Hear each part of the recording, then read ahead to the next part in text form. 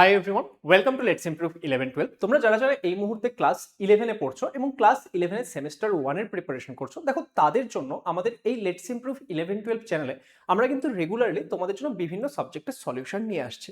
তোমাদের ফিজিক্সের solution, ম্যাথমেটিক্সের solution, বিভিন্ন বইয়ের যে তোমাদের সলিউশনগুলো সেগুলো আমরা রেগুলারলি তোমাদের জন্য নিয়ে আসার চেষ্টা করছি, যাতে তোমরা রেগুলার এখান থেকে পড়াশোনা করে তোমাদের যে প্রিপারেশন সেটাকে এগিয়ে নিয়ে যেতে পারো। তোমরা থিওরি পার্ট তো শিখছোই, তার সঙ্গে প্রত্যেকটা কোয়েশ্চেন সলভ করাও ইম্পর্টেন্ট। তো তোমাদের বিভিন্ন সাবজেক্টের বিভিন্ন বইগুলোর যে সলিউশন সেটা কিন্তু তোমরা লেটস ইমপ্রুভ 11-12 চ্যানেলে পেয়ে যাবে।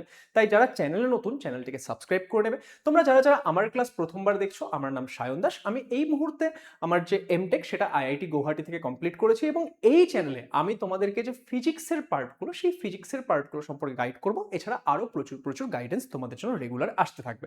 তাহলে চলো আজকে আমরা কি করতে যাচ্ছি, আমাদের ক্লাস 11-এর সেমিস্টার 1-এর ফিজিক্সের দেখো একটা খুবই ইম্পর্টেন্ট চ্যাপ্টার, ভৌত রাশির পরিমাপ ও মাত্রা। তার যে ছায়া প্রকাশনীর বই রয়েছে তার এমসিকিউ নাম্বার 1 থেকে 25 অব্দি সলভ করতে চলেছি এবং আপকামিং পার্টগুলোতে আমরা বাকি যে এমসিকিউ গুলো রয়েছে সেগুলো সলভ করব। একটা জিনিস তোমাদেরকে বলে রাখি যে এই চ্যাপ্টারটা এটা শুধুমাত্র ক্লাস 11 নয়, তোমরা পরবর্তী সময়ে যখন WBJEE, জেনপাস ইউজি, নিট, জেই ইত্যাদি বিভিন্ন পরীক্ষা দেবে সেখানেও কিন্তু এই চ্যাপ্টারটা খুবই গুরুত্বপূর্ণ, প্রত্যেক বছর প্রশ্ন আসে। তাহলে ভালো করে শেখার চেষ্টা করো। চল প্রথম কোয়েশ্চেন দিয়ে আমরা স্টার্ট করছি। বলেছে যে স্টেরেডিয়ান কোন ভৌত রাশির একক। তো এটা তো আমাদের খুব সহজেই আমরা এই উত্তরটা করে নিতে পারবো যে আমাদের স্টেরেডিয়ান কি। স্টেরেডিয়ান হচ্ছে ঘনকোণের একক। যে আমাদের এসআই পদ্ধতিতে দুটো আমরা সাপ্লিমেন্টারি অ্যাঙ্গেল নিয়েছি, তার মধ্যে একটা হচ্ছে স্টেরেডিয়ান, সেটা হচ্ছে ঘনকোণের একক। এবং যদি আমরা বলি আরও একটা একক, সেটা কি ছিল, সেটা কিন্তু আমাদের যে নর্মাল কোণ সেই কোণের একক ছিল, সেটা কি ছিল, সেটা হচ্ছে রেডিয়ান। তাহলে এই প্রশ্নটা আমরা সলভ করে নিলাম। নেক্সট আসছি আমরা আমাদের পরের প্রশ্নতে। দেখো কি বলেছে, বলেছে দেওয়া আছে y সমান সমান এটা, যে আমাদের একটা সমীকরণ দেওয়া আছে, তাই তো।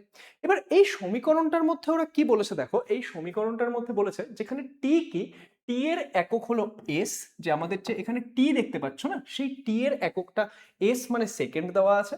আর কি এক্স এর যে একক সেটা দেওয়া আছে মিটার। তাহলে বলেছে নিচের কোন উক্তিটি সঠিক হবে, যে নিচে যে আমাদের বিভিন্ন অপশনগুলো দেওয়া রয়েছে তার মধ্যে থেকে কোনটা আমাদের সঠিক উত্তর হবে সেটা আমাদেরকে বের করতে বলেছে। তো খুব ভালো করে এখানে একটা জিনিস বুঝবে যে দেখো আমাদের এখানে কত আছে, y সমান সমান a cos সামথিং। এবার কসের ভিতরে যখন কোনো কিছু থাকে, দেখো আমরা সাধারণত কি লিখি, আমরা লিখি হচ্ছে cos থিটা। ভাবো cos থিটা, কসের সঙ্গে তো একটা অ্যাঙ্গেল থাকবে, তো এখানে কি আছে, এই থিটাটাই ভাবো এটা রয়েছে। তো কসের সঙ্গে এই যে অ্যাঙ্গেল থাকে, মানে যে কোনো ত্রিকোণমিতিক থাকুক, শুধু কস না, সাইন, ট্যান, সেক, কোসেক যা ইচ্ছা থাকুক, তার সঙ্গে যে এই অ্যাঙ্গেলটা থাকে তার কোনো রকম কোনো মাত্রা থাকে না। তার মানে এখানে এই ব্র্যাকেটের মধ্যে যেই পার্টটা রয়েছে তার কোনো রকম কোনো মাত্রা থাকবে না।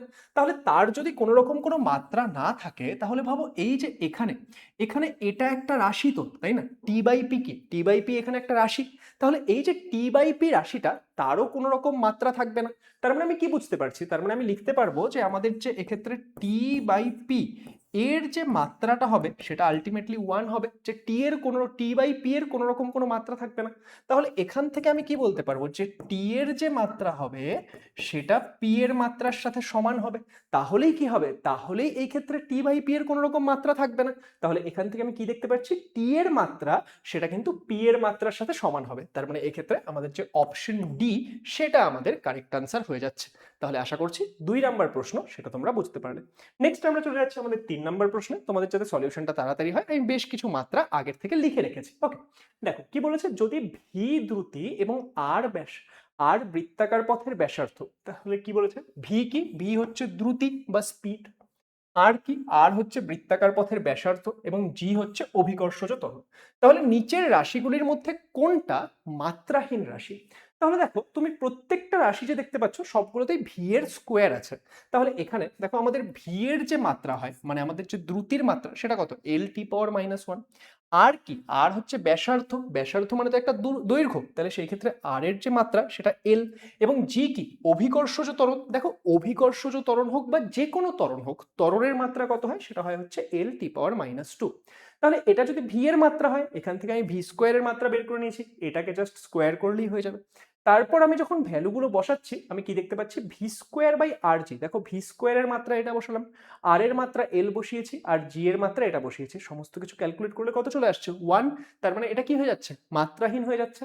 তাহলে এখান থেকে আমরা কি বুঝতে পারছি, আমাদের option B V square by R G এটা কি হয়ে যাচ্ছে, এটা আমাদের একটা মাত্রাহীন রাশি হয়ে যাচ্ছে। নেক্সট কোয়েশ্চেনে যাওয়া যাক। দেখো নেক্সট প্রশ্ন আমাদের 4 নাম্বার প্রশ্ন। এটা কি বলেছে, এটাতেও আমরা কি করব, এটাতে আমরা আমাদের যে প্রিন্সিপাল অফ হোমোজিনিটি বা সমমাত্রিক নীতি সেটা প্রয়োগ করার চেষ্টা করব। দেখো প্রশ্নটার মধ্যে আমাদের কি বলেছে, বলেছে যে আমাদের এফ সমান সমান P T two the power -1 plus cutie, তাই তো। সমীকরণটিতে এফ এবং টি হলো যথাক্রমে বল এবং সময়। আচ্ছা এফটা কি, এফটা হচ্ছে বল এবং টিটা হচ্ছে সময়, তাই আমি এফ এর মাত্রা এবং টি এর মাত্রা সেটা লিখে রেখেছি যাতে আমাদের প্রশ্নটা সমাধান করতে খুব বেশি সময় না লাগে। আর এবার কি বলেছে, বলেছে পি এর একক নিচের কোন রাশিটি সমতুল্য, যে আমাদের যে এখানে পি দেখতে পাচ্ছ সেটার এককটা নিচে কার সাথে সমান হবে। দেখো সমমাত্রিক নীতি বা আমাদের প্রিন্সিপাল অফ হোমোজিনিটিতে তোমরা কি শিখেছো, সমমাত্রিক নীতি বা প্রিন্সিপাল অফ হোমোজিনিটিতে আমরা শিখেছি যে একটা সমীকরণ তার মধ্যে যতগুলো টার্ম থাকবে তাদের সবার মাত্রা কি হবে, তাদের সবার মাত্রা একই হবে, তাই তো। তাহলে এখান থেকে আমি কি বলতে পারি, এখান থেকে আমি বলতে পারি এফ এর মাত্রা যা হবে এই পি টি পাওয়ার -1, পি টি পাওয়ার -1 তারও মাত্রা যা হবে এবং কিউ টি এর মাত্রা যা হবে সবারই মাত্রাগুলো কি হবে, একই হবে। তাহলে এখান থেকে দেখো আমি তার মানে কি লিখতে পারছি, আমি লিখতে পারছি তার মানে আমাদের যে এফ এর মাত্রা সেটা কি হবে, সেটা পি টি পাওয়ার -1 তার মাত্রার সাথে সমান আসবে। আমাদের কি বের করতে বলেছে, পি এর মাত্রা বের করতে বলেছে। তাহলে এখান থেকে আমি যদি এক কাজ করি, দেখো এফ এর মাত্রা সেটা সমান সমান তাহলে কি হচ্ছে টি এর পাওয়ার -1 মানে কি, সেটাকে আমি নিচে লিখতে পারি, তাহলে পি এর মাত্রা নিচে টি এর মাত্রা। তাহলে দেখো এখান থেকে এটা আসছে। তাহলে আমি যদি নেক্সট পেজে যাই তাহলে আমি কি লিখতে পারবো, আমি লিখতে পারবো আমাদের যে পি এর মাত্রা সেটা তাহলে কি হয়ে যাবে, সেটা হয়ে যাবে এফ এর মাত্রা ইন্টু টি এর মাত্রা। এবার এফ এর মাত্রা কত, সেটা হচ্ছে এম এল টি পাওয়ার -2, আর এখান থেকে আমি কি লিখতে পারবো ইন্টু টি এর মাত্রা, টি এর মাত্রা কত, টি এর মাত্রা হচ্ছে টি। তাহলে এবার এদেরকে যদি আমি গুণ করি তাহলে আমি কি পেয়ে যাচ্ছি, দেখো তাহলে আমি পেয়ে যাচ্ছি এম এল টি পাওয়ার -1, তাই তো। আমি কত পেয়ে গেলাম, আমি পেয়ে গেলাম হচ্ছে এম এল টি পাওয়ার -1। এবার আমি যদি এম এল টি পাওয়ার -1 পেয়ে যাই তাহলে এবার দেখো যেই রাশিগুলো দেওয়া রয়েছে তার মধ্যে থেকে কোনটার মাত্রা এটার সাথে সমান হয়। দেখো আমি কি বলতে পারবো, আমি বলতে পারবো এম, এমটাকে আমি কি লিখতে পারি, এমটাকে আমি চাইলে বলতে পারি এমটা হচ্ছে ভর, মানে ভরের মাত্রা।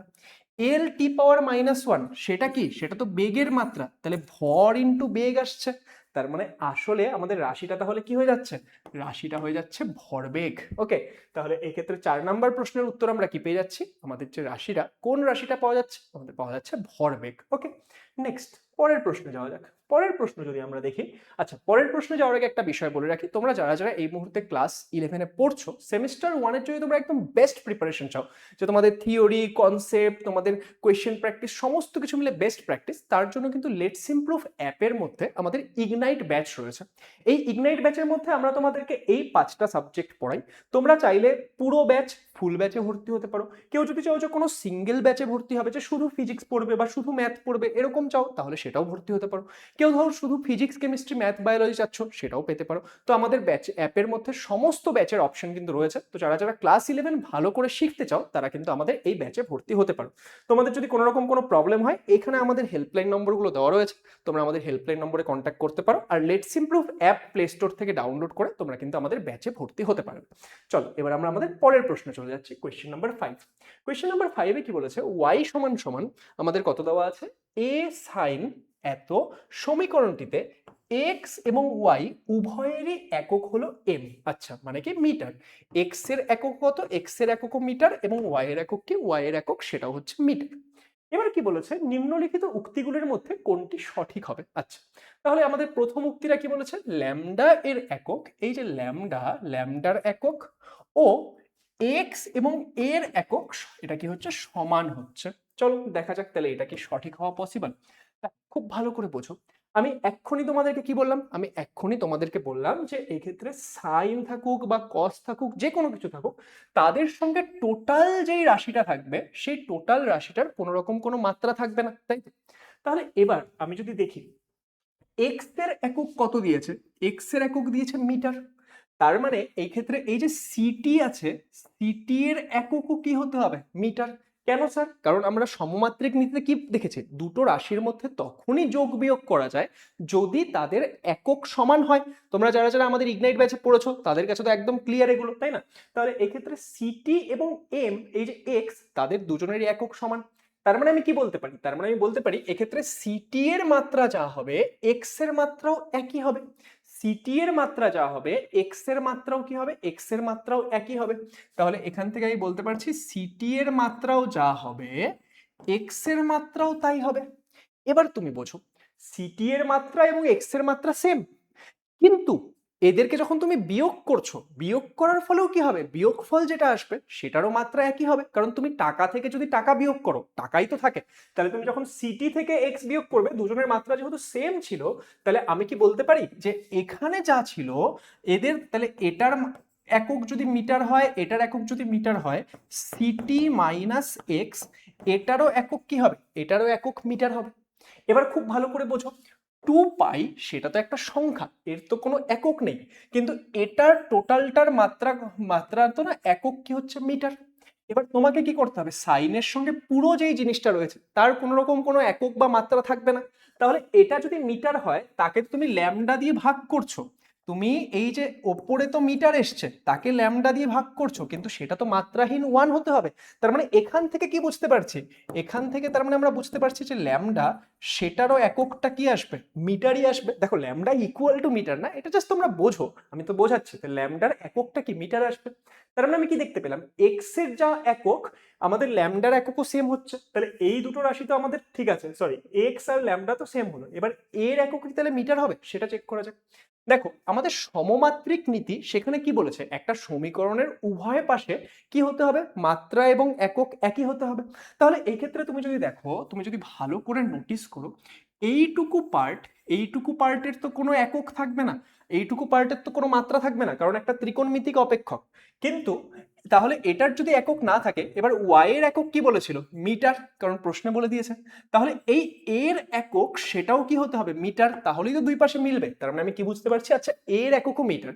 তাহলে আমাদের এখানে কোনটা কারেক্ট অ্যান্সার হয়ে যাচ্ছে? কারেক্ট অ্যান্সার হয়ে যাচ্ছে আমাদের অপশন এ। ওকে, দেখো তোমাদের বইয়ের থেকেই তো এই প্রশ্নগুলো দেওয়া, ছায়া প্রকাশনী বই থেকে, সেখানে তোমাদের পাশে পাশে এই উত্তরগুলো থাকে, কিন্তু শুধু উত্তরটা কেন সেটা দেখলে তো হবে না, তোমাকে বুঝতে হবে যে কেন হচ্ছে। তো তোমরা যদি রেগুলারলি আমাদের এই ক্লাসগুলো অ্যাটেন্ড করো, রেগুলারলি যদি তোমরা এই ভিডিও সলিউশনগুলো দেখো, তাহলে খুব সুন্দর করে তোমরা বুঝতে পারবে। অ্যান্ড তোমরা কি রেগুলার এরকম ক্লাসগুলো চাচ্ছ, সেটা একবার কমেন্ট করে আমাকে জানাবে, ঠিক আছে? তোমরা ভিডিওর কমেন্ট সেকশনে একবার কমেন্ট করে জানাবে, আর এই সলিউশনগুলো তোমাদের কেমন লাগছে সেটাও একবার কমেন্ট করে জানাবে। ওকে, চলো পরের প্রশ্নে আসা যাক। বলেছে একটি গ্যাসের অবস্থার সমীকরণ দেওয়া আছে, এটা একটা গ্যাসের সমীকরণ, এটা দেওয়া আছে। বলেছে যেখানে পি ভি টি যথাক্রমে চাপ, আয়তন এবং উষ্ণতা। তাহলে আমি পি এর যে মাত্রাটা সেটা লিখে রেখেছি, ভি এর যে মাত্রাটা সেটাও আমি লিখে রেখেছি, আর এই যে উষ্ণতা সেটা যেহেতু আমাদের এই প্রশ্নে ব্যবহার হবেই না, তাই আর আমি লিখিনি। ওকে, আচ্ছা এখানে কনফিউজ হবে না, এটা কিন্তু উষ্ণতা, হ্যাঁ, এটাকে কেউ টাইম ভাববে না। ওকে, এটা কিন্তু উষ্ণতা। আচ্ছা, আর এখানে যে টি লিখেছি সেটা টাইম, সেটা তোমরা জানো, তাই? এবার বলেছে এ বি সি এগুলো কি ধ্রুবক? এই যে এ, এই যে বি, এই যে সি, এগুলো কি? এগুলো হচ্ছে ধ্রুবক। এবার বলেছে এ এবং বি এর মাত্রা কত হবে? এখানেও আমাদের কি প্রয়োগ করতে হবে? সমমাত্রিক নীতি। এটা খুবই ইম্পর্টেন্ট একটা নীতি, এই প্রিন্সিপাল অফ হোমোজেনিটি। তাহলে দেখো আমি কি বলতে পারি, এখানে তুমি দেখতে পাচ্ছ ভি থেকে বি স্কোয়ার বিয়োগ হচ্ছে। তাহলে আমি এখনই কি বললাম? দুটো জিনিসের মধ্যে যোগ বিয়োগ কখন হয়? যদি তাদের মাত্রা বা একক সমান হয়। তার মানে আমি কি বলতে পারবো? তার মানে আমি বলতে পারবো ভি এর যে মাত্রা সেটা কি হবে? সেটা আমাদের বি স্কোয়ারের মাত্রার সাথে সমান আসবে। ভি এর মাত্রাটা বি স্কোয়ারের মাত্রার সাথে সমান আসবে। এবার ভি এর মাত্রা কত? ভি তো আয়তন, আয়তনের মাত্রা হচ্ছে এল কিউব। তাহলে আমি লিখতে পারি এল কিউব, সেটা হচ্ছে বি এর মাত্রার স্কোয়ার। তাহলে আমি এখান থেকে যদি এক কাজ করি, বি এর মাত্রা বের করি, তাহলে এখানে স্কোয়ার ছিল, এই পাশে রুট করে দেবো। রুট করে দিলে তাহলে কি হয়ে যাবে? এল এর পাওয়ার হয়ে যাবে 3/2। তাহলে দেখো এল এর পাওয়ার 3/2 কোথায় কোথায় আছে? অপশন এ তে আছে আর ডি তে আছে। তার মানে অপশন বি আর সি তো অটোমেটিক্যালি কেটে গেল, ঠিক আছে? আচ্ছা, আমরা উত্তর দেখতে পাচ্ছি এ হবে, কিন্তু আমরা দেখি যে এই ক্ষেত্রে এই যে এ, এর মাত্রাটা কিভাবে বের হচ্ছে। এখানে যেরকম আমি প্রয়োগ করলাম, তুমি তো এখানেও সেম কনসেপ্ট প্রয়োগ করতে পারবে। তাহলে এখান থেকে আমি কি লিখতে পারবো? এখান থেকে আমি লিখতে পারবো, তার মানে আমাদের যে পি এর মাত্রা সেটা কি হবে? সেটা এ বাই ভি কিউব তার মাত্রার সাথে সমান হবে। ভি কিউব ছিল না, নাকি স্কোয়ার ছিল? দেখো তো, কিউব ছিল। তাহলে পি এর মাত্রা সেটা এ বাই ভি কিউবের মাত্রার সাথে সমান আসবে। তাহলে এখান থেকে আমি যদি এক কাজ করি, এর মাত্রা লিখি, সেটা কত আসবে? সেটা আসবে হচ্ছে পি এর মাত্রা ইন্টু ভি কিউবের মাত্রা, তাই তো? পি এর মাত্রা ইন্টু ভি কিউবের মাত্রা। তাহলে পি এর মাত্রা ইন্টু ভি কিউবের মাত্রা হলে, দেখো পি এর মাত্রা তো আমরা লিখে রেখেছি। পি এর মাত্রা কত? সেটা হচ্ছে এম এল পাওয়ার -1 টি পাওয়ার -2। এম এল পাওয়ার -1 টি পাওয়ার -2। ভি কিউব আমাদের আয়তনের মাত্রা কত? আয়তনের মাত্রা নিজেই এল কিউব, তার যদি আবার কিউব করি তাহলে কত হয়ে যাবে? এল এর পাওয়ার 9। তাহলে এবার হিসাব করলে কত আসছে? এম, এখানে দেখো এল এর পাওয়ার -1, এখানে এল এর পাওয়ার 9, তাহলে টোটালটা কি হবে? এল এর পাওয়ার 8 আর এখানে টি এর পাওয়ার -2। তার মানে আমাদের কারেক্ট অ্যান্সার কোনটা হয়ে যাচ্ছে? Option A. বলো সবাই বুঝতে পারলে? কমেন্ট করে জানাবে, ওকে, যে সবাই বুঝলে কি বুঝলে না। নেক্সট প্রশ্নে যাওয়া যাক। নেক্সট আমাদের কত নম্বর প্রশ্ন? প্রশ্ন নাম্বার 7। প্রশ্ন নাম্বার 7-এ কি বলেছে? এই যে আমাদের একটা রাশি দেওয়া আছে, এই রাশিটিতে n একটি অখণ্ড ধনাত্মক সংখ্যা। n একটা সংখ্যা, n যদি একটা সংখ্যা হয় তার মানে তার মাত্রা বা তার একক নিয়ে আমাদের কোনো চিন্তা নেই, এটা তো জাস্ট একটা নর্মাল সংখ্যা বলেছে। এইচ হচ্ছে প্ল্যাঙ্কের ধ্রুবক, প্ল্যাঙ্কের কনস্ট্যান্ট হচ্ছে এইচ। এবং কি বলেছে এখানে? কিউ, এই দেখো কিউ একটা জিনিস আছে আর বি একটা জিনিস আছে। কিউটা হচ্ছে আধান, বিটা হচ্ছে চৌম্বক ক্ষেত্র। এই জিনিসগুলো সম্পর্কে তোমরা পড়বে ক্লাস 12-এ গিয়ে, না তোমরা ফিজিক্সে এই পার্টগুলো সম্পর্কে পড়বে। লেটস ইমপ্রুভের সঙ্গে যুক্ত থাকো, আমি তোমাদেরকে এমন ভাবে পড়াবো যে তোমরা সব বুঝতে পারবে, ওকে? তো আপাতত তো আমরা পড়িনি, কিন্তু এই কোয়েশ্চেনটা কিভাবে সলভ করবো? তাহলে আমাদের এই ক্ষেত্রে বলেছে যে এই যে এই টোটাল রাশিটা, তার মাত্রা নিচের কোন মাত্রার সাথে সমান হবে? চলো দেখা যাক। তাহলে এখানে খুব ভালো করে আমরা একটা জিনিস তো বুঝে গেলাম যে এন এর কোনো রকম কোনো মাত্রা নেই, এবং দেখো 2 পাই সেটাও তো একটা সংখ্যা, তারও কোনো রকম কোনো মাত্রা নেই। তাহলে আমি যদি এক কাজ করি, এইচ বাই কিউ বি এটার মাত্রা বের করতে পারি, তাহলেই কাজ হয়ে যাবে। আমাকে তাহলে কি করতে হবে? এইচ বাই কিউ বি এটার মাত্রা বের করতে হবে। কিভাবে বের করবো? দেখো এইচ এর মাত্রা কত হয় সেটা আমি তোমাদের সুবিধার জন্য লিখে রেখেছি অলরেডি। এবার এই কিউবি এর মাত্রাটা কিভাবে বের করছে একটু বোঝার চেষ্টা করো। এটা তোমরা 12-এ গিয়ে শিখবে, কিন্তু জাস্ট হালকা করে বোঝার চেষ্টা করো। আমাদের চৌম্বক ক্ষেত্রে কোনো একটা যদি আধান গতিশীল অবস্থায় থাকে, তার উপর একটা বল কাজ করে, সেই বলের ফর্মুলাটা কত হয়? এফ সমান সমান হয় কিউ ভিবি। কিন্তু আমরা কি বের করতে চাই? আমরা কিউ আর বি বের করতে চাই, তাই ভি দিয়ে আমি ভাগ করে দিলাম। ভিটা কি বলতো? ভি হচ্ছে বেগ।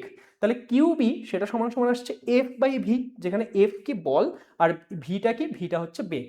তাহলে কিউ বি সেটা সমান সমান এফ বাই ভি। এবার এফ কত? এফ এর মাত্রা, বলের মাত্রা তো তোমরা জানোই, তাহলে বলের মাত্রা বসিয়ে দিলাম। আর ভি কি? বেগ, বেগের মাত্রাও তোমরা জানো, বসিয়ে দিলাম। তাহলে আমি কিউ বি এর মাত্রা সেটা পেয়ে যাচ্ছি।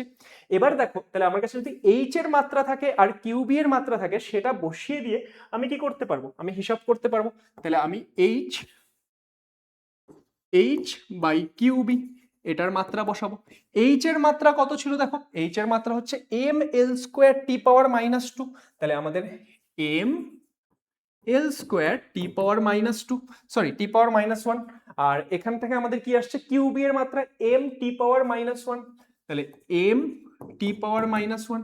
এবার তুমি যদি নোটিস করো তাহলে এখানে কি হবে? তুমি যদি নোটিস করো, এটা আর এটা, এটা আর এটা কেটে গেল, তাহলে কি থাকলো? তাহলে থাকলো এল স্কোয়ার। এল মানে কি? দৈর্ঘ্য, আর এল এর স্কোয়ার মানে ক্ষেত্রফল। তাহলে এই প্রশ্নটার জন্য আমাদের যে সঠিক উত্তর চলে আসবে, সেটা কি চলে আসবে গো? সেটা চলে আসবে হচ্ছে আমাদের এই ক্ষেত্রে ক্ষেত্রফল। তাহলে এই রাশিটা কিসের মাত্রা সূচিত করবে? এটা ক্ষেত্রফলের মাত্রা সূচিত করবে, ওকে? চলো নেক্সট প্রশ্ন। নেক্সট প্রশ্ন দিয়েছে আমাদের কোয়েশ্চেন নাম্বার 8।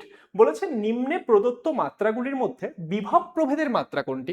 তো এটা সোজা প্রশ্ন। দেখো বিভব প্রভেদ সম্পর্কে তোমরা ক্লাস 10-এ পড়েছিলে, তাই না? বিভব প্রভেদ কত হয় বলো তো?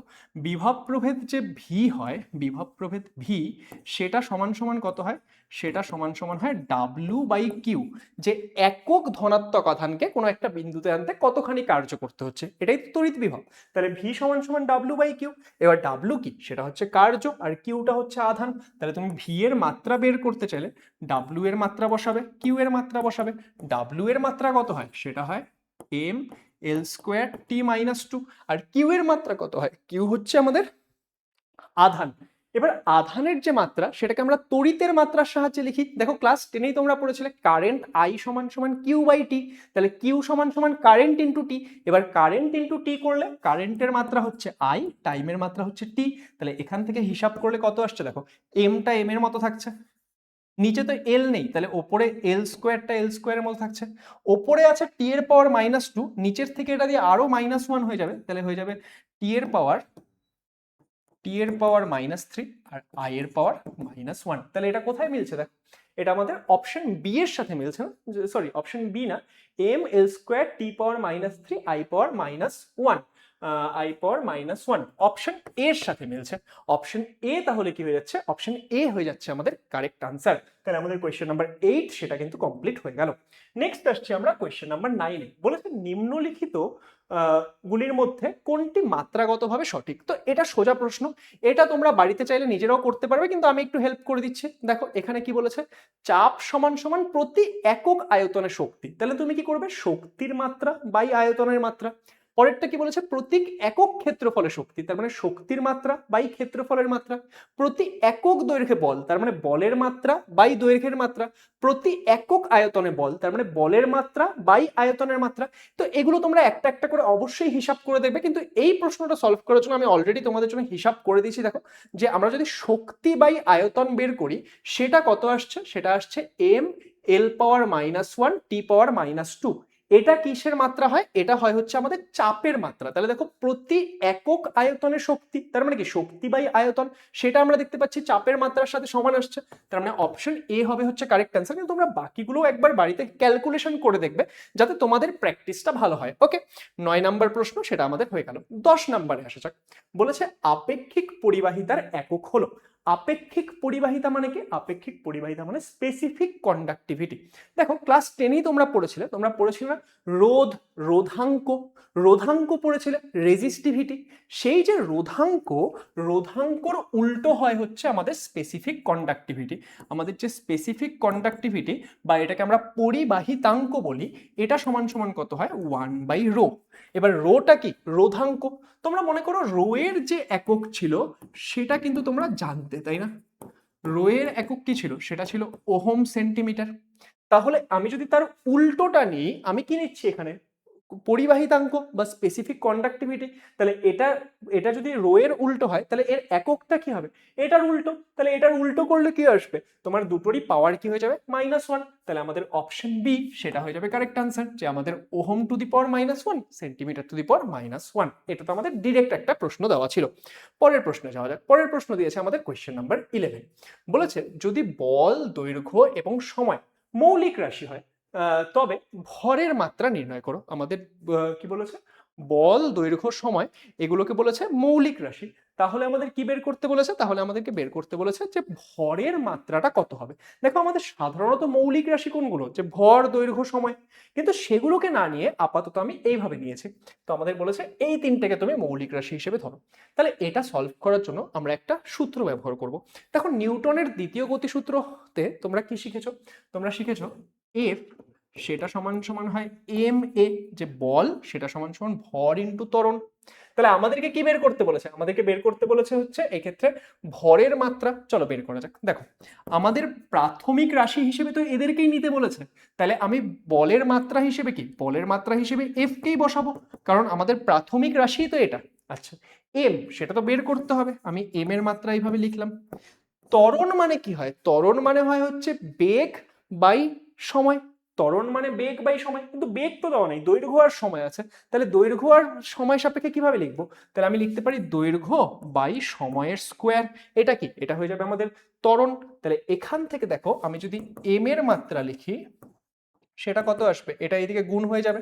তাহলে F T square by L, তাহলে আমি সমান সমান কি লিখতে পারবো, F L to the power -1 T square, F L to the power -1 T square. তার মানে অপশন এ সেটা হয়ে যাচ্ছে আমাদের কারেক্ট আনসার। তাহলে আমাদের কোয়েশ্চেন নাম্বার 11 অবধি কিন্তু আমরা সলভ করে নিয়েছি। এবার আমরা চলে আসছি কোয়েশ্চেন নাম্বার 12-এ।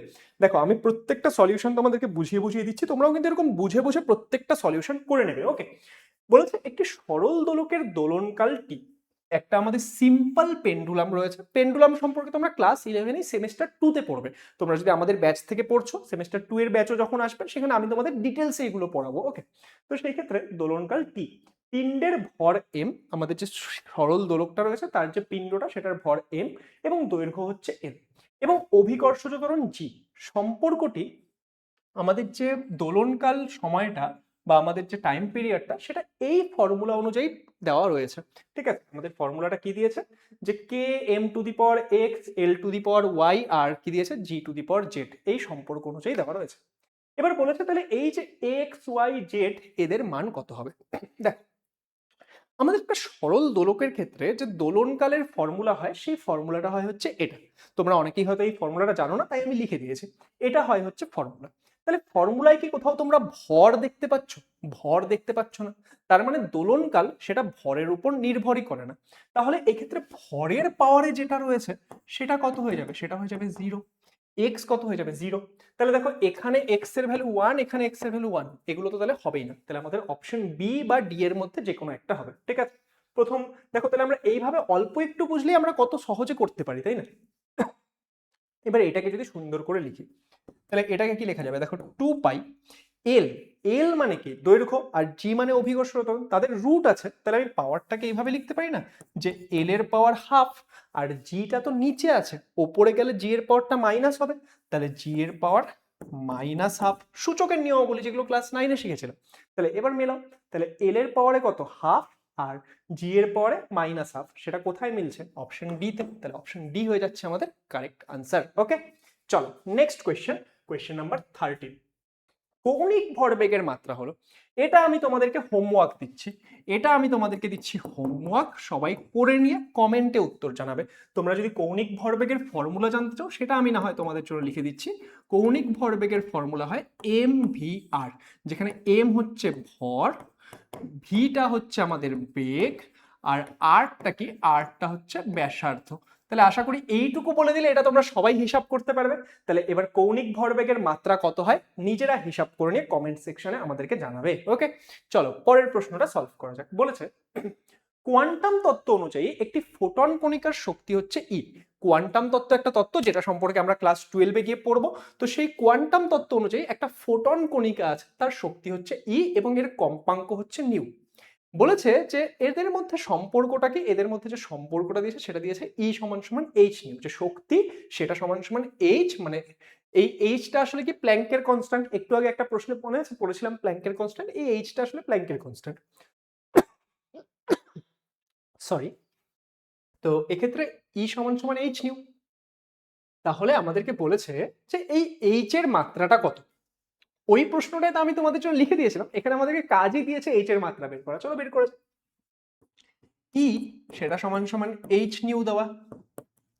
তাহলে এইচ সমান সমান কত হবে? E by new. তাহলে এইচ এর মাত্রা সেটা ই বাই নিউ এর মাত্রার সাথে সমান হবে। ই কি? ই তো শক্তি, শক্তির মাত্রা সবাই জানো, সেটা কত হয়? M L square T power minus 2। আর নিউ কি? নিউ হচ্ছে কম্পাঙ্ক, কম্পাঙ্কের মাত্রা কত হয়? সেটা হয় হচ্ছে টি এর পাওয়ার মাইনাস 1। তাহলে এটা হিসাব করলে কত চলে আসবে গো? M L square T power minus 1। তাহলে এটা কত নাম্বার অপশনে আছে? এটা আছে হচ্ছে আমাদের অপশন নাম্বার বি তে। তাহলে অপশন বি হয়ে যাচ্ছে আমাদের কারেক্ট আনসার। নেক্সট আমাদের এখানে একটা স্ক্রু গেজের প্রশ্ন এবার আমাদেরকে দিয়ে দিয়েছে। স্ক্রু গেজ, তারপর ভার্নিয়ার ক্যালিপার্স, এই যন্ত্রগুলো আমরা মেজারমেন্টের জন্য ব্যবহার করি, তাই তো? তো এই যন্ত্রগুলো সম্পর্কে অলরেডি তোমরা যারা ইগনাইট ব্যাচে পড়ো তাদেরকে ডিটেলে পড়িয়েছি, আর যারা যারা এখনো ভর্তি হওনি চেষ্টা করবে ভর্তি হয়ে যাওয়ার। ঠিক আছে, দেখো বলেছে একটি স্ক্রু গেজের চক্রাকার স্কেলের মোট ঘর সংখ্যা 50। আমাদের স্ক্রু গেজে কি থাকে? একটা চক্রাকার স্কেল থাকে আর একটা রৈখিক স্কেল থাকে। তো চক্রাকার স্কেলের যে আমাদের মোট ঘর সংখ্যা সেটা দিয়েছে কত? সেটা দিয়েছে 50। স্ক্রু পিচ সেটা দেওয়া আছে 0.5 মিলিমিটার। স্ক্রুয়ের যে পিচটা দেওয়া আছে সেটা কত দেওয়া আছে? 0.5 মিলিমিটার। এই স্ক্রু গেজের সাহায্যে একটি গোলকের ব্যাসার্ধ নির্ণয় করো। আমাদের এই স্ক্রু গেজ যন্ত্রটার সাহায্যে একটা গোলকের ব্যাসার্ধ নির্ণয় করতে হবে। এবং কি বলে দিয়েছে? রৈখিক স্কেলের যে পার্ট সেটা হচ্ছে 2। দেখো মাথায় রাখবে আমাদের যে এই যন্ত্রগুলো আমরা ব্যবহার করি সেখানে রৈখিক স্কেলের যে পার্টটা দেবে তোমার মেজারমেন্টটা সবসময় তার থেকে সাধারণত বেশি আসবে। ঠিক আছে, তাহলে রৈখিক স্কেলের যে পার্টটা তার কাছাকাছি মান আসবে। তাহলে এক্ষেত্রে রৈখিক স্কেলের পার্ট যেহেতু 2, তার মানে আমি 2 মিলিমিটার তো একদম ভালো করে মেপেই নিচ্ছি। তাহলে 2 মিলিমিটারের কমে তো আসবে না। তাহলে অপশন এ আর বি কোনোভাবেই হবে না, আমাদের হয় অপশন সি হবে অথবা ডি হবে। সেটা বের করার জন্য আমরা কিভাবে ক্যালকুলেট করবো যে বি হবে না সি হবে? কারণ অ্যাকচুয়াল কোনো কিছু তো দেওয়া নেই। তার জন্য আমরা এখানে কি ইউজ করব? তার জন্য এখানে আমরা ইউজ করব হচ্ছে এক্ষেত্রে লিস্ট কাউন্ট বা লঘিষ্ঠ ধ্রুবকের কনসেপ্ট। দেখো একটা স্ক্রু গেজ যন্ত্র তার জন্য আমরা লিস্ট কাউন্ট বা লঘিষ্ঠ ধ্রুবক কিভাবে হিসাব করি? লিস্ট কাউন্টের ফর্মুলা হয় হচ্ছে পিচ। পিচ কত দেওয়া আছে এক্ষেত্রে 0.5 বাই আমাদের কত বাই হচ্ছে মোট ঘর সংখ্যা। আমাদের এক্ষেত্রে ঘর সংখ্যা কত দেওয়া 50, তাহলে এটা যদি হিসাব করো কত আসবে 0.01 মিলিমিটার। তার মানে দেখো আমাদের লঘিষ্ঠ ধ্রুবক কি বোঝায়, যে তুমি সব থেকে ছোট কত ভ্যালু ভালো করে মাপতে পারবে। তার মানে তুমি পয়েন্টের পরে 2 ঘর অবধি ভালো করে মাপতে পারছো মিলিমিটার এককে। তাহলে এবার দেখো এই দুটো অপশনের মধ্যে কি আছে, এখানে ওরা পয়েন্টের পরে 1 ঘর অবধি মেজারমেন্ট দিয়েছে, এখানে জিরোটা তো কোনো মেজারমেন্ট বোঝাচ্ছে না। তাহলে তুমি 1 ঘরের থেকে তো তুমি বেশি 2 ঘর অবধি ভালো করে মাপতে পারছো, তাহলে তুমি নিশ্চয়ই এই ভ্যালুটা তুমি এই স্ক্রু গেজ দিয়ে মাপনি। তাহলে তুমি কোনটা মেপেছো, দেখো পয়েন্টের পর 2 ঘর তুমি সঠিকভাবে মেপেছো। আমার তাহলে কারেক্ট অ্যান্সার কি হচ্ছে, কারেক্ট অ্যান্সার হচ্ছে অপশন ডি। আশা করছি এই প্রশ্নের সলিউশনটা বুঝতে পারবে। নেক্সট কোয়েশ্চেনে চলে যাওয়া যাক। নেক্সট হচ্ছে আমাদের কোয়েশ্চেন নাম্বার 16, বলেছে একটি ভার্নিয়ার ক্যালিপার্সের মূল স্কেলের একটি ক্ষুদ্রতম ঘরের মান 1 মিলিমিটার। একটা ভার্নিয়ার ক্যালিপার্স যন্ত্র রয়েছে, তার যে রৈখিক স্কেল বা মূল স্কেল, ঠিক আছে, তার এক একটা ক্ষুদ্রতম ঘরের মান হচ্ছে 1 মিলিমিটার। এবার বলেছে ভার্নিয়ার স্কেলের 20 ঘর মূল স্কেলের 16 ঘরের সাথে সমান। ভার্নিয়ার স্কেলের ঘরগুলোকে আমরা কি দিয়ে লিখতাম, ভিএসডি, ভার্নিয়ার স্কেল ডিভিশন। আর মূল স্কেলের ঘরগুলো কি দিয়ে লিখতাম, এমএসডি, মেইন স্কেল ডিভিশন। তো এখানে কি বলেছে, আমাদের বলেছে যে আমাদের 20 ভার্নিয়ার স্কেল ডিভিশন সেটা কি হচ্ছে 16 মেইন স্কেল ডিভিশনের সাথে সমান। তাহলে আমাদের কি বলেছে, ভার্নিয়ার ক্যালিপারের স্থিরাঙ্কের মান কত, মানে এই ক্ষেত্রে আমাদের ভার্নিয়ার ক্যালিপার্সের যে ভার্নিয়ার কনস্ট্যান্ট সেটা বের করতে হবে। তো ভার্নিয়ার কনস্ট্যান্ট বের করব, তার আগে আমি একটা কাজ করি। 1 ভিএসডি তার মানে কত হয়ে যাচ্ছে, সেটা হয়ে যাচ্ছে 16/20 এত এমএসডি। এবার 1 এমএসডির ভ্যালু কত দেওয়া ছিল, দেখো 1 মিলিমিটার, তাহলে এটা সমান সমান 16/20 ইন্টু 1 মিলিমিটার। তার মানে এটা হিসাব করলে কত আসবে, এটা যদি হিসাব করি তাহলে দেখো 4 দিয়ে কাটলে আসবে 4/5, তাহলে 4/5 মানে 0.8, তাই তো 0.8 মিলিমিটার হয়ে যাচ্ছে একটা ভার্নিয়ার স্কেলের ভ্যালু। এবার আমাদের যে ভার্নিয়ার কনস্ট্যান্ট বা স্থিরাঙ্ক সেটা কত হয়, সেটা হয় 1 এমএসডি মাইনাস 1 ভিএসডি, তাই তো 1 এমএসডি মাইনাস 1 ভিএসডি। এবার 1 এমএসডি কত দেওয়া 1 মিলিমিটার, আর 1 ভিএসডি আমরা কত বের করলাম 0.8 মিলিমিটার। তাহলে এখান থেকে এই দুটো মাইনাস করলে কি আসবে, সেটা আসবে 0.2 মিলিমিটার। এটা হয়ে যাবে আমাদের সঠিক উত্তর, কোয়েশ্চেন নাম্বার 16। সেটাও তাহলে আমরা ডান অ্যান্ড ডাস্টেড করে ফেললাম। নেক্সট আমাদের কি রয়েছে, নেক্সট আমাদের রয়েছে কোয়েশ্চেন নাম্বার 17। এই কোয়েশ্চেন নাম্বার 17টা এটা একই রকম 16 নাম্বারের মতো হয়ে যাবে। তাহলে এটাকে আমি হোমওয়ার্ক দেবো নাকি একটু হিন্ট দেবো, আচ্ছা চলো দেখেই দিই। বলেছে যে কোনো স্লাইড ক্যালিপার্সের ভার্নিয়ারের এত সংখ্যক ঘর মূল স্কেলের এম সংখ্যক ঘরের সাথে সমান। তার মানে কি বললো আমাদের, বললো m+1 সংখ্যক ভিএসডি সেটা কি হচ্ছে m সংখ্যক এমএসডির সাথে সমান বলেছে, ঠিক। তাহলে বলেছে যদি মূল স্কেলের ক্ষুদ্রতম ঘরের মান ডি হয়, মূল স্কেলের ক্ষুদ্রতম ঘরের মান আগের প্রশ্নে কি ছিল 1 মিলিমিটার, এই প্রশ্নে বলেছে ডি, তাহলে ভার্নিয়ার স্থিরাঙ্কের মান বের করো। তাহলে এটা তোমাদেরকে হোমওয়ার্ক দিই, এখান থেকে কি বের করবে 1 ভিএসডি, সেটা হয়ে যাবে m/m+1 এমএসডি। তাহলে তুমি ভার্নিয়ার স্কেল ডিভিশন যখন বের করতে যাবে সেটা কি হবে, মানে ভার্নিয়ার কনস্ট্যান্ট সেটা তুমি 1 এমএসডি মাইনাস 1 ভিএসডি করবে, তাহলেই ক্যালকুলেট করে বের করে নিতে পারবে। তাহলে এটা তোমাদের জন্য হোমওয়ার্ক দিচ্ছি, একদম সেম প্রশ্ন, জাস্ট আগেরটায় ভ্যালু দেওয়া ছিল, এখানে ভ্যালু না দিয়ে ওরা এম বলেছে। তো এটা করে নিয়ে তোমরা আমাদেরকে কমেন্ট সেকশনে উত্তরটা জানাবে। অনেকে বলবে স্যার এখানে তো এ লেখাই আছে, এ নাও তো হতে পারে, নিজেরা ক্যালকুলেট করে নিয়ে আমাদেরকে কমেন্ট সেকশনে উত্তরটা জানাবে যে এখানে কত হচ্ছে না হচ্ছে। ওকে চলো নেক্সট কোয়েশ্চেনে যাওয়া যাক। নেক্সট দিয়েছে আমাদের কোয়েশ্চেন নাম্বার 18। কোয়েশ্চেন নাম্বার 18-এ আমরা কিসের প্রশ্ন দেখতে পাচ্ছি, একটা ত্রুটির কোয়েশ্চেন দেখতে পাচ্ছি, তাই তো। কি বলেছে যে কোনো একটি ভৌত রাশির মাত্রা হচ্ছে এত, কোনো একটা ভৌত রাশির মাত্রা দেওয়া আছে এত, এমএলটি পরিমাপ করার সময় ত্রুটির পরিমাণ যথাক্রমে, তুমি যখন ভর দৈর্ঘ্য সময় পরিমাপ করেছো সেখানে ত্রুটির পরিমাপ হচ্ছে এটা। রাশিটির মান নির্ণয়ে মোট ত্রুটির পরিমাপ কত। দেখো একটা জিনিস মাথায় রাখবে যে ত্রুটি কোনোদিনও নেগেটিভ হয় না। আমাদের ত্রুটি তুমি যখন কোনো সময় মাইনাস হবে না, ঠিক আছে? ত্রুটি যত তুমি করতে থাকবে সবসময় ত্রুটি বাড়তেই থাকবে। এবং যখন কোনো পাওয়ার দেওয়া থাকে, এই পাওয়ারগুলো দেওয়া থাকে, আমরা কি করি, সেটার ত্রুটিটাকে সেই পাওয়ারটা দিয়ে গুণ করে দিই। তাহলে এখানে এই প্রশ্নটায় এখানে যে টি এর পাওয়ারটা মাইনাস দিয়েছে সেটা কনফিউজ করার জন্য দিয়েছে। কেউ যদি মাইনাস দিয়ে গুণ করে দেয়, মাইনাস দিয়ে গুণ করবে না, তুমি শুধু সি দিয়ে গুণ করে যোগ করবে। তাহলে এই ক্ষেত্রে দেখো এম এর ত্রুটি কত বলেছিল, আলফা, এখানে এম এর পাওয়ারে আছে এ, তাহলে কত হয়ে যাবে এ আলফা, প্লাস টি এল এর পাওয়ারে বি, আর এল এর ত্রুটি কত বলেছে বিটা, তাহলে এটা কত হয়ে যাবে বি ইন্টু বিটা, প্লাস টি এর পাওয়ারে মাইনাস সি থাকলেও তুমি কি নেবে, শুধু সি নেবে, আর এর ত্রুটি কত বলেছে আলফা, তাহলে হয়ে যাবে সি আলফা। তাহলে এটা হয়ে যাবে ত্রুটি। এটা দেখো কোথায় আছে, ঠিক নিচে দেখতে পাচ্ছ অপশন বি তে।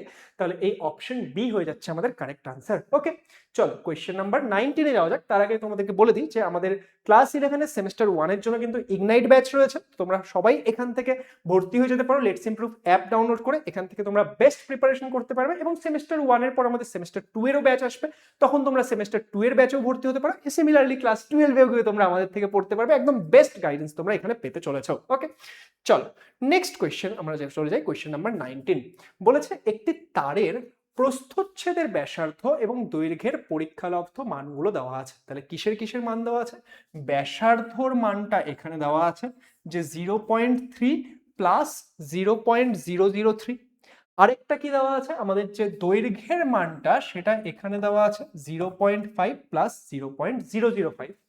আর কিসের মান দিয়েছে আমাদের, আচ্ছা ভর সরি আমি একটা জিনিস মিস করে গেছি, ভরটা সামনে দেওয়া। তার মানে আমাদের কি হয়েছে দেখো, তার মানে আমাদের প্রথম যেটা ভ্যালু দেওয়া এটা হচ্ছে আসলে আমাদের ভরের মানটা দেওয়া আছে, এটা দেওয়া আছে ব্যাসার্ধ, এবং এটা দেওয়া আছে দৈর্ঘ্যের পরীক্ষালব্ধ মান।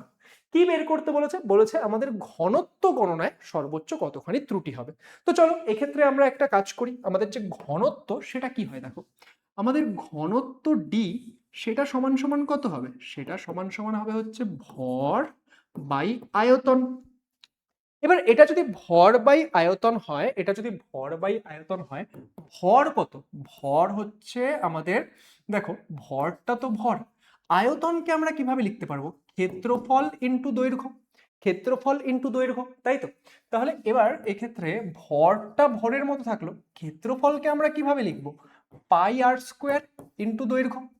তাহলে এখান থেকে পাই তো ধ্রুবক, পায়ের উপর নিশ্চয়ই নির্ভর করবে না। তাহলে আমি যদি ডি এর ত্রুটি লিখি তাহলে সেটা কত হবে দেখো, ভরের ত্রুটি delta M by M, plus পাইটা তো ধ্রুবক, তার উপর ডিপেন্ড করছে না, আর এর পাওয়ারে 2 আছে, তাহলে delta R by R, plus L এর পাওয়ার তো কোনো কিছু নেই, তাহলে ডেল্টা এল বাই এল।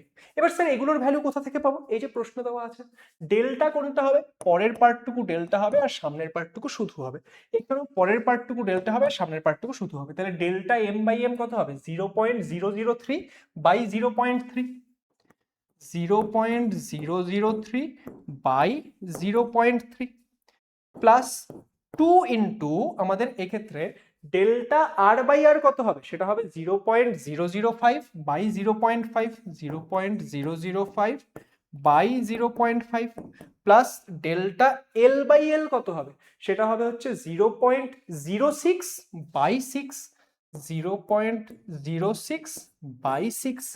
তাহলে এবার আমাদের কাজ কি, এবার যদি তাহলে আমরা এক কাজ করি, এখানে ত্রুটি বের করতে চাই, তোমরা সিম্পল কি করবে, এটাকে হিসাব করবে, এটাকে হিসাব করে নিয়ে আমরা যেটা আনসার পাবো সেটাই আমাদের কি হয়ে যাবে, তাহলে আমাদের সেটাকে যদি আমি এক কাজ করি, এখানে কি পার্সেন্টেজে বলেছে না কিসে বলেছে, হ্যাঁ আমাদেরকে পার্সেন্টেজে বলেছে। তাহলে যেটা তুমি ক্যালকুলেট করে পাবে তাকে তুমি 100% দিয়ে গুণ করলেই তোমার কি চলে আসবে, তাকে যদি তুমি 100% দিয়ে গুণ করো তাহলে তোমার কি চলে আসবে, তাহলে তোমার চলে আসবে হচ্ছে এক্ষেত্রে ত্রুটির মান। তো তোমরা বলো যে এটাকে আমি মানে তোমরা কি করে বলবে, এটা তো রেকর্ডেড ক্লাস যাচ্ছে, তো এটাকে আমি সলভ করে বলে দেবো নাকি তোমরা নিজেরাই ক্যালকুলেট করবে। দেখো তাহলে আমি চলো সলভ করে বলে দেওয়াই যাক, যে এটা যদি আমরা হিসাব করি তাহলে এটা হিসাব করলে কত আসবে, এখানে তো আমাদের পয়েন্টটা তুলে দিয়ে এখানে আমাদের চলে আসবে হচ্ছে 0.01 না, প্লাস এটা দেখো এটা হিসাব করলেও কত আসবে, এটা হিসাব করলেও 0.01 আসবে, কিন্তু 2 দিয়ে গুণ হবে, তাহলে 0.02, আর এটা হিসাব করলে এটাও আমাদের চলে আসবে 0.01, তার মানে আলটিমেটলি কত হচ্ছে 0.04। তো এটা তো delta D by D normal আসলো, তুমি পার্সেন্টেজে বের করতে হলে একে 100 দিয়ে গুণ করবে, 100 দিয়ে গুণ করলে তাহলে আমাদের কারেক্ট অ্যান্সার হয়ে যাবে 4%। ওকে, চলো তাহলে এবার আমরা আমাদের পরের প্রশ্নে চলে যাই। তো দ্যাট ইজ আমাদের কোয়েশ্চেন নাম্বার 20, সেটাতে কি বলেছে চলো দেখা যাক। কোয়েশ্চেন নাম্বার 20তে আমাদের বলেছে যে মূল স্কেলের একটি ক্ষুদ্রতম ঘরের দৈর্ঘ্য 1 মিলিমিটার। আমাদের মূল স্কেল রয়েছে, তার ক্ষুদ্রতম ঘরের দৈর্ঘ্য কত 1 মিলিমিটার। এরূপ একটি ভার্নিয়ার স্কেলের যন্ত্রগুলি ভার্নিয়ার স্থিরাঙ্ক কত দিয়েছে, ভার্নিয়ার কনস্ট্যান্ট দিয়েছে 0.1 মিলিমিটার। তবে সেটির ভার্নিয়ার স্কেলের কোনটা হবে নিচের অপশনটা সেটা বের করতে বলেছে। যে 90 মিলিমিটার দৈর্ঘ্য 100টি সমান ভাগে বিভক্ত, মানে ভার্নিয়ার স্কেলের টোটাল কতখানি দৈর্ঘ্য কতগুলো ভাগে বিভক্ত সেটা আমাদেরকে বের করতে চাচ্ছে, তাই তো? তাহলে দেখো সিম্পল কথা, আমাদের মূল স্কেলের একটা ক্ষুদ্রতম দৈর্ঘ্য কত দিয়েছে 1 মিলিমিটার, আর ভার্নিয়ার কনস্ট্যান্ট কত দিল, ভার্নিয়ার কনস্ট্যান্ট দিল হচ্ছে আমাদের 0.1 মিলিমিটার। তার মানে আমি কি বুঝতে পারছি, 1 এমএসডি মাইনাস 1 ভিএসডি সেটা যদি করি সেটা আমাদের 0.1 মিলিমিটার আসছে। তাহলে এখান থেকে আমরা কি পাবো, তার মানে এখান থেকে দেখো যে আমরা কি পাচ্ছি, আমাদেরকে দিয়েছে হচ্ছে যে আমাদের 1 এমএসডি মাইনাস 1 ভিএসডি, এটাই কি হয়, এটাই তো ভার্নিয়ার কনস্ট্যান্ট হয়। সেটা কত দেওয়া, সেটা দেওয়া হচ্ছে 0.1। এবার 1 এমএসডির ভ্যালু কত 1 মিলিমিটার, সেটা মাইনাস 1 ভিএসডি সেটা 0.1 মিলিমিটার দেওয়া আছে। তাহলে এখান থেকে কি বোঝা যাচ্ছে যে আমি যদি 1 ভিএসডি বের করি সেটা কত আসছে 0.9 মিলিমিটার। এবার 0.9 মিলিমিটার মানে আমি কি বলতে পারি, 9 মিলিমিটার দৈর্ঘ্য 10টা ইকুয়াল ঘরে বিভক্ত, তাই না?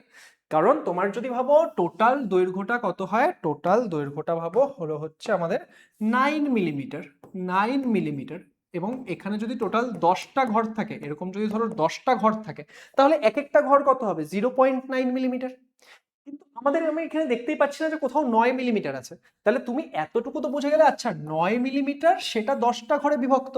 তাহলে আমি এটাকে কি বলতে পারি, আমি যদি দুইজনকেই 10 দিয়ে গুণ করে দিই তার মানে আমি বলতে পারি আচ্ছা তার মানে 90 মিলিমিটার সেটা 100টা ঘরে বিভক্ত। তার মানে অপশন এ সেটা হয়ে যাচ্ছে আমাদের কারেক্ট অ্যান্সার। বলো বোঝা গেল আশা করছি। তাহলে কোয়েশ্চেন নাম্বার 20 আমাদের কাছে ডান।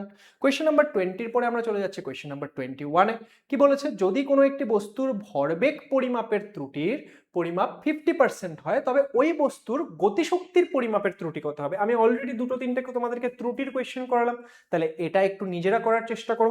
যদি তোমরা ইনকেস ফর্মুলা না জানো, ফর্মুলাটা আমি তোমাদেরকে বলে দিচ্ছি। আমাদের যে গতিশক্তির সঙ্গে ভরবেগের সম্পর্ক হয় সেটার ফর্মুলা কত হয়, সেটার ফর্মুলা হয় হচ্ছে পি স্কোয়ার বাই 2m, যেখানে পিটা কি ভরবেগ আর এমটা কি, এমটা হচ্ছে ভর এবং ইটা হচ্ছে গতিশক্তি। তাহলে এটা হচ্ছে সম্পর্ক। এই সম্পর্ক থেকে নিজেরা করে একটা হোমওয়ার্কের আনসার করার চেষ্টা করো। দেখো কেউ কিন্তু এই অপশন দেখে বলে দেবে না, নিজেরা সলভ করে বের করবে, কারণ পরীক্ষার সময় নিশ্চয়ই তোমাকে অপশন দেওয়া থাকবে না। এখানে তো আমরা বইয়ের থেকে ছবিগুলো লাগিয়েছি, তো সেই ক্ষেত্রে বইয়ের মধ্যে যেহেতু আনসারটা লেখা তাই তোমরা আনসার দেখতে পাচ্ছ। কিন্তু এতক্ষণে যা শিখলে সেটা প্রয়োগ করে নিজেরা সলভ করার চেষ্টা করবে। চলো এবার আমাদেরকে কিসের প্রশ্ন দিয়েছে, তাৎপর্যপূর্ণ অঙ্ক সংখ্যা। তাৎপর্যপূর্ণ অঙ্ক সংখ্যা থেকে বিভিন্ন কম্পিটিটিভ এক্সামে বিভিন্ন সময় প্রশ্ন জিজ্ঞেস করেছে, তো ভালো করে বোঝার চেষ্টা করো। কি বলেছে, যে সঠিক তাৎপর্যপূর্ণ অঙ্ক সংখ্যায় এত এবং এত রাশি দুটির যোগফল হবে। আচ্ছা আমাদেরকে এই দুটো রাশির যোগফল বের করতে হবে। যোগফল যদি বের করতে হয় তাহলে সবার প্রথমে আমাকে কি করতে হবে, দুটো রাশির, দেখো এটা 10^3 আছে, এটা 10^2 আছে, তাহলে দুজনকে ফার্স্টে সেম অর্ডারে আনতে হবে, যে দুই ক্ষেত্রে 10 সেম রাখবো। তাহলে আমি এটাকে এক কাজ করছি, 10^2 ছিল, তাহলে এটাকে আমি কি করব, এটাকে আমি 10^3 তে কনভার্ট করে দিলে পয়েন্টটা এক ঘর কি হবে বাদিকে সরে গেল, তাহলে এটা 10^3 হয়ে গেল। এবার তুমি চাইলে দুজনকে যোগ করতে পারবে, কারণ দুজনেরই 10^3 আছে, তাহলে যোগ করো 6.75 প্লাস কত, প্লাস 0.452, তাহলে যোগ করলে কত হবে স্যার, ইন্টু 10^3, সেটা আমি লিখে দেবো, দুজনের ক্ষেত্রেই তো 10^3, কোনো সমস্যা নেই। তাহলে এই ক্ষেত্রে 2, এটা 0, এখানে আমাদের কত হয়ে যাচ্ছে 7 8 4 11 আর 1 12, 2 হাতে থাকছে 1, 7.202 ইন্টু আমাদের 10^3, এটা আসছে। এবার আমাদেরকে কি করতে হবে, আমাদের কিন্তু তাৎপর্যপূর্ণ অঙ্ক সংখ্যা মাথায় রেখে যোগ করতে হবে, নর্মাল যোগ করলে হবে না। স্যার কিভাবে সেটা হয়? দেখো, যোগ তো তুমি করে দিলে, কিন্তু মাথায় রাখবে যখন তোমাকে তাৎপর্যপূর্ণ অঙ্ক সংখ্যার কথা বলবে, যোগ করার পরে তুমি যে উত্তরটা লিখবে সেটা তোমার যে প্রশ্নতে যেই সংখ্যাগুলো দেওয়া ছিল তার মধ্যে থেকে যেখানে সব থেকে কম কি ছিল, ডেসিমাল ঘর ছিল, সব থেকে কম দশমিক ঘর ছিল, ততগুলোতে লিখতে হবে। তো আমি যদি দেখি, আমাকে একটা তো এটা, এটা, আরেকটা হচ্ছে এটা। অনেকে বলবে স্যার কেন এটা নিচ্ছ না, কারণ এখানে তো 10 এর পাওয়ারটা সেম ছিল না, 10 এর পাওয়ার সেম করার পরে দেখো, তাহলে একটা হচ্ছে এটা, একটা হচ্ছে এটা। এখানে তুমি কটা দশমিক ঘর দেখতে পাচ্ছ? 3টা। এখানে তুমি দশমিক ঘর দেখতে পাচ্ছ 2টা, তার মানে তোমাকে উত্তরটা কি করতে হবে, দুটো দশমিক ঘরে করতে হবে। কিন্তু এখানে দশমিকের পরে কি 3টা ঘর আছে, তাহলে তুমি রাউন্ড অফ করবে, তাহলে দুটো দশমিক ঘরে আনতে হলে কি তুমি এই 2টাকে ড্রপ করার চেষ্টা করবে। 2 তো 5-এর থেকে ছোট, তাহলে রাউন্ড অফ করলে কত আসবে, 7.20 ইন্টু 10⁻3। তাহলে কারেক্ট অ্যান্সার কত হচ্ছে? কারেক্ট অ্যান্সার আমাদের হয়ে যাচ্ছে হলো এক্ষেত্রে অপশন কত, 7.20 ইন্টু 10⁻3। আচ্ছা দেখো, আমাদের 7.20, আমাদের উত্তর কত আসছে? উত্তর আসছে আমাদের 7.20 ইন্টু 10⁻3। এটা আমাদের আনসার আসছে, তাই তো? এটা আমাদের আনসার আসছে। কিন্তু দেখো, এটা আমরা যখন আনসারে খুঁজছি আমরা কোথাওই পাচ্ছি না। 10⁻3-তে যেটা আছে এটা দেওয়া আছে, কিন্তু এটা তো আমাদের হবে না, এটা আমাদেরকে ওরা বোকা বানানোর জন্য দিয়ে রেখেছে। 10⁻3 আর কোথাও নেই। তাহলে আমি এখানে কি দেখতে পাচ্ছি, আমি দেখতে পাচ্ছি 10⁻2 আছে, তাহলে 10⁻2-তে কনভার্ট করে দাও। তাহলে 10⁻2-তে কনভার্ট করবো মানে কি, আমি যদি 10-এর পাওয়ার একটা কমাই তাহলে পয়েন্টটা এক ঘর ডান দিকে যাবে, তাহলে পয়েন্টটা এক ঘর ডান দিকে গেলে এটা তাহলে কি হয়ে যাবে, এটা সমান সমান তাহলে হয়ে যাবে 72.0 ইন্টু 10-এর স্কোয়ার, তাই না? তাহলে আমাদের কারেক্ট অ্যান্সার কি হয়ে যাচ্ছে, অপশন বি। ওকে, তাহলে আশা করছি এই প্রশ্নটা সবাই বুঝতে পারলে। তাহলে এটা যদি সবাই বুঝতে পারো, তাহলে আমি নেক্সট কোথায় যাচ্ছি, নেক্সট যাচ্ছি পরের প্রশ্নে। নেক্সট পরের প্রশ্নতে কি বললো দেখো, বলেছে যে কোনো প্রক্রিয়ার সময়ে তাৎপর্যপূর্ণ অঙ্ক সংখ্যা হ্রাস পেতে পারে। কোন প্রক্রিয়ায় তুমি কি যোগ করবে, ভাগ করবে, গুণ করবে, বিয়োগ করবে, কোন প্রক্রিয়ায় তাৎপর্যপূর্ণ অঙ্ক সংখ্যা হ্রাস পেতে পারে? মাথায় রাখবে, তুমি যদি কাছাকাছি দুটি সংখ্যার বিয়োগ করো তাহলে সেই ক্ষেত্রে তাৎপর্যপূর্ণ অঙ্ক সংখ্যা হ্রাস পেতে পারে। তাহলে কারেক্ট অ্যান্সার কি হবে? কারেক্ট অ্যান্সার হবে অপশন বি, দ্যাট ইজ বিয়োগ। তুমি যদি বিয়োগ করছো সেই ক্ষেত্রে কিন্তু তোমার তাৎপর্যপূর্ণ অঙ্ক সংখ্যা হ্রাস পেতে পারে। নেক্সট কোয়েশ্চেন নাম্বার 24 বলেছে একটি আয়তক্ষেত্রের দৈর্ঘ্য এত এবং প্রস্থ এত, মিটার স্কোয়ার এককে আয়তক্ষেত্রটির ক্ষেত্রফল নির্ণয় করো সঠিক তাৎপর্যপূর্ণ অঙ্ক সংখ্যায়। তোমাকে ক্ষেত্রফলটা বের করতে হবে, কিন্তু কিভাবে, তাৎপর্যপূর্ণ অঙ্ক সংখ্যার কথা মাথায় রেখে। তাহলে দৈর্ঘ্য দেওয়া আছে এটা, প্রস্থ দেওয়া আছে এটা, ক্ষেত্রফল কি করে বের করে আয়তক্ষেত্রের, গুণ করো। 4.234 ইন্টু হচ্ছে 1.05, এইভাবে আমাদের গুণ করে দেবো, তাই না? এইভাবে যদি গুণ করি তাহলে গুণ করলে কত আসছে, তোমরা হাতে হাতে করবে, আমি এক কাজ করছি, আমি এক্ষেত্রে ক্যালকুলেটর দিয়ে করে নিচ্ছি, যাতে করে কি হয় যে আমাদের খুব একটা বেশি সময় না লাগে, তাড়াতাড়ি হয়ে যায়। 4.234 ইন্টু কত, ইন্টু হচ্ছে 1.05, গুণ করলে আমাদের আসছে হচ্ছে এটা 4.4457। তাহলে এত কি আসবে, এত আসবে মিটার স্কোয়ার, তাই তো? এত মিটার স্কোয়ার। কিন্তু আমাদেরকে কি বলেছে, আমাদেরকে তো তাৎপর্যপূর্ণ অঙ্ক সংখ্যা মাথায় রেখে করতে বলেছে। তাৎপর্যপূর্ণ অঙ্ক সংখ্যা মাথায় রেখে কিভাবে করে, মাথায় রাখবে, একটু আগে যখন যোগ করলাম, যোগ করার সময় আমরা কি লিখেছিলাম, মিনিমাম দশমিক ঘর অব্দি লিখেছিলাম। কিন্তু যখন আমরা গুণ করি তখন মিনিমাম তাৎপর্যপূর্ণ অঙ্ক সংখ্যায় লিখতে হয়। তো এখানে দেখো, এখানে কটা তাৎপর্যপূর্ণ অঙ্ক সংখ্যা রয়েছে, 4টা। আর এখানে যদি দেখি, এখানে তাৎপর্যপূর্ণ অঙ্ক সংখ্যা রয়েছে 3টা। তাহলে আমাদেরকে উত্তরে কটা তাৎপর্যপূর্ণ অঙ্ক সংখ্যা রাখতে হবে, 3টা। তার মানে আমাদের কতখানি রাখতে হবে, এতখানি অবধি। এবার এতখানি অবধি যখন রাখতে যাব, আমি কি দেখবো, 5কে ড্রপ করতে হচ্ছে। এবার 5কে যদি ড্রপ করতে হয় তাহলে আমি কি দেখতে পাচ্ছি, তাহলে এক্ষেত্রে আমাকে কি করতে হবে, এটাকে রাউন্ড অফ করতে হবে। এবার রাউন্ড অফ যখন করব, দেখো 5-এর পরে কি নন জিরো সংখ্যা রয়েছে, তাহলে রাউন্ড অফ করলে আগে এক ঘর বেড়ে যাবে, আগে এক বেড়ে যাবে, তাহলে এটা কত হয়ে যাবে, এটা হয়ে যাবে 4.45। তার মানে আমাদের কারেক্ট অ্যান্সার কি হবে, কারেক্ট অ্যান্সার হবে অপশন বি। তাহলে এটাও আমরা কমপ্লিট করে ফেললাম। এবার নেক্সট আমাদের কি রয়েছে, নেক্সট আমাদের রয়েছে কোয়েশ্চেন নাম্বার কত, কোয়েশ্চেন নাম্বার 25। এটাতে কি বলেছে, সংখ্যাটির তাৎপর্যপূর্ণ অঙ্ক সংখ্যা কত, এই সংখ্যাটায় তাৎপর্যপূর্ণ অঙ্ক সংখ্যা কত। তো এই দুটোকে আমাদের ফার্স্টে যোগ করতে হবে। এই দুটোকে যোগ করলে কত আসবে? এটা তো দেখেই বোঝা যাচ্ছে যে যোগ করলে এটা হয়ে যাবে হচ্ছে 7.70। স্যার তাৎপর্যপূর্ণ অঙ্ক সংখ্যা নেবেন না? অবশ্যই নেব। দেখো এই দুই ক্ষেত্রেই দশমিকের পর দুটো দুটো করে ঘর আছে, তাহলে উত্তরেও দুটো ঘর আছে, কোনো সমস্যার ব্যাপার নেই, তাই না? তার মানে যোগ করলে এটাই আসছে 7.70। এবার একটা দশমিক সংখ্যার ক্ষেত্রে কি হয়? একটা দশমিক সংখ্যার ক্ষেত্রে কিন্তু আমরা লাস্টের দিকে যেই জিরোগুলো থাকে সেগুলোকেও তাৎপর্যপূর্ণ অঙ্ক সংখ্যায় গুণি। তার মানে এখানে 1 2 3টে তাৎপর্যপূর্ণ অঙ্ক সংখ্যা আছে। তার মানে অপশন বি হয়ে যাচ্ছে আমাদের কারেক্ট আনসার। তাহলে এই হলো তোমাদের ছায়া প্রকাশনীর বইয়ের আমাদের ভৌত রাশির পরিমাপ ও মাত্রা অধ্যায় প্রথম 25টি এমসিকিউ কোয়েশ্চেনের একদম ডিটেল সলিউশন। আশা করছি তোমরা পুরো সলিউশনটা বুঝতে পেরেছো। যদি তোমাদের কোনো রকম কোনো ডাউট থাকে কমেন্ট সেকশনে জিজ্ঞেস করতে পারো। ক্লাসটা তোমাদের কেমন লাগলো না লাগলো সেটা তোমরা অবশ্যই কমেন্ট করে জানিও, বন্ধু বান্ধবীদের মধ্যে শেয়ার করো যাতে তোমরাও এই ক্লাসগুলোর বেনিফিট নিতে পারো অ্যান্ড আমরাও তোমাদের জন্য আরো ক্লাসেস নিয়ে আসতে পারি। আর আপকামিং ক্লাসগুলো দেখার জন্য আমাদের এই চ্যানেল লেটস ইমপ্রুভ 11-12কে তো অবশ্যই সাবস্ক্রাইব করো, তার সঙ্গে আমাদের মেইন চ্যানেল লেটস ইমপ্রুভকেও অবশ্যই সাবস্ক্রাইব করে রেখো। Thank you so much and all the best সবাইকে।